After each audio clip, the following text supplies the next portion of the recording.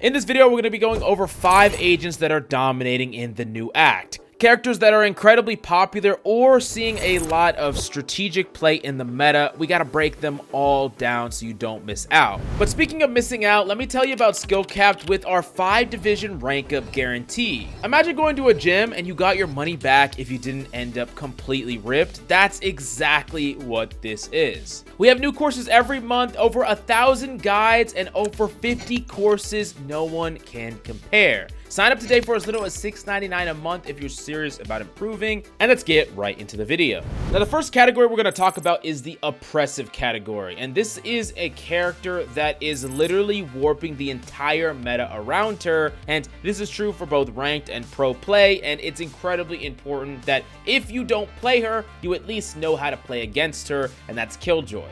Now, I've talked to you many times about why Killjoy is just so powerful. Not only does she just allow you to have crazy stopping power for rushes, but she allows your team to completely cheat on the sites that they're playing because they don't have to stack the site you're on. You can literally rock one Killjoy in one point, and the entire other side of the map, mid and the other point, can be held by your team, which is just insanely powerful. And especially the lower in rank you go, oftentimes players will avoid Killjoy outright, and you'll get even more value just because they're not pushing your site, even though you're literally only one person on site. Now, in order to deal with Killjoy in the meta, because you're probably going to run into her all the damn time, these are the tips that I would suggest for you. Number 1, make sure that you're not just completely avoiding Killjoy's utility. Oftentimes, you can deal with it if you deal with it slowly, and Killjoy really thrives during rush scenarios. Trade your abilities and some of your health to deal with all of her utility, whether it's her turret, her mollies, or anything that's on site. And if you do plan to hit another point, oftentimes it's best to deal with Killjoy utility first so that the enemy team is left guessing. You don't want to ever just catch yourself rushing the Killjoy point and dying to all her utility, but you also don't just want to just start rushing the other side straight into like a 4-person stack. Oftentimes you need to work the map, work the field, deal with her utility. But the second tip I'll have for you is make sure that you are specifically tracking Killjoy's ultimate and how many points she is away from her ultimate at all times. This is transparent information before the round, and it's super important to know because if she's 1 away and she needs an orb, or she's 2 away and gets a kill right off the bat and then grabs an orb, she could easily set up an ult play, and if you know it's coming, you could set yourself up in a position to either use utility to deny it or set yourself up in a position that allows you to make a play so you're not completely caught off guard when she's popping an ultimate, and you can predict where they're going to push and how they're going to play a certain engagement if you know that they're probably going to ult going forward. Now, the next characters that we got to talk about are the solo queue agents, and these are agents that are seeing a lot of play in ranked and have actually fairly high win rates in ranked. So these are characters that are definitely dominating this act, even if these characters don't really see a lot of pro meta play. But the first character that we got to talk about is definitely Phoenix, and Phoenix is one of the strongest solo queue agents, period. And I've talked many times in the past about Phoenix being what I would dub a jack of all trades agent, capable of doing the job of a lot of other agents kind of smushed into one. Hiding in a corner, easy molly.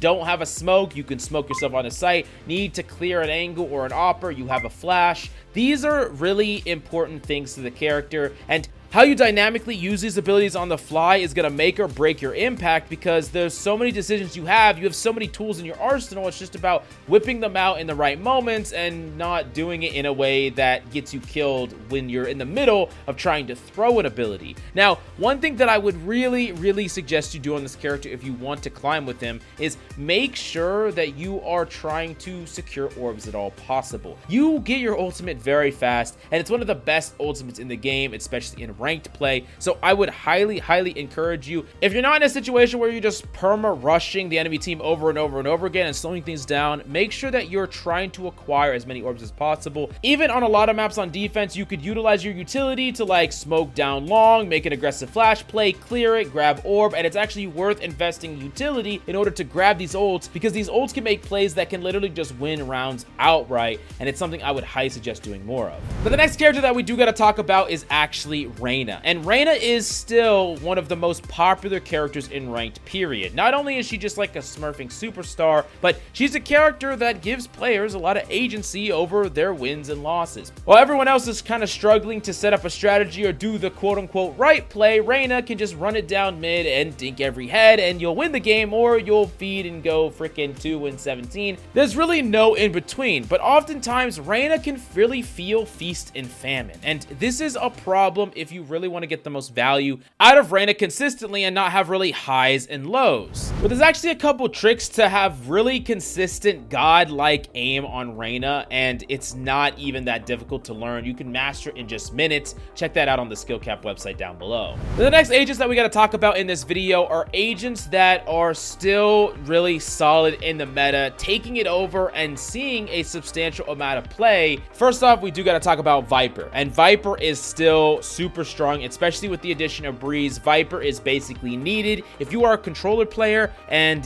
you don't have Viper in your map pool, what are you doing? You need Viper in your map pool if you want to have a consistent win rate. And if you are someone that is a bit flexible, right? You're not just like that auto-locking Jet or whatever the case may be, and you don't want to just have these certain games that are just insta-loss, I would suggest picking up Viper. And you don't have to play her all the time, but she is a great character to have in your agent pool, so when you need to play her on certain maps and no one else can, at the very least, you can trust yourself to make the right smokes and do the right plays. Speaking of which, one of the things that you absolutely have to learn on Viper is all of her lineups. It doesn't take you very long, but if you don't know these lineups, and oftentimes the lineups for your snakebite are super important for not only your threat as a character, but your overall value and consistency. So I know that it can be a bit tedious to learn these things, but realize that if you don't learn the proper ways to do every single ability, you should probably not even be playing the character.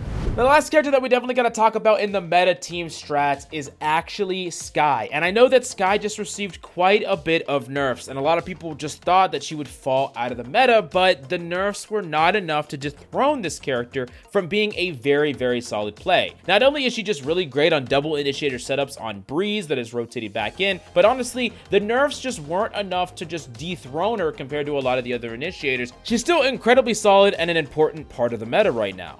Something that I would really suggest you do more of though on this character is use her utility to just gather information. A lot of people just want to use her flashes to just flash an enemy and swing them, right? That's like kind of like the textbook way to use it. But really, the fact that you get an indicator based on information is vital, and it's so strong, and it's something that you should be using a lot because it can give you an indication of where enemies are pushing, where they're lurking, and especially as the clock is ticking down on like a defensive setup and you don't really know where the enemy is, I would highly suggest trying to get that information as soon as possible, because while yes, you might be like, oh, I should conserve all my cooldowns so if they rush here I can flash them, if you allow your teammate to know what's going to happen a little bit in advance, you could get a stack, you could get a faster rotate, and it's just going to make a lot of the plays that you're trying to set up all that better, and it's something that I would highly suggest if you're trying to climb. But was there any character that I'm missing that's really terrorizing your rank? Definitely let us know in the comments down below. Thank you so much for coming by, and I hope you enjoyed the video. See you next time.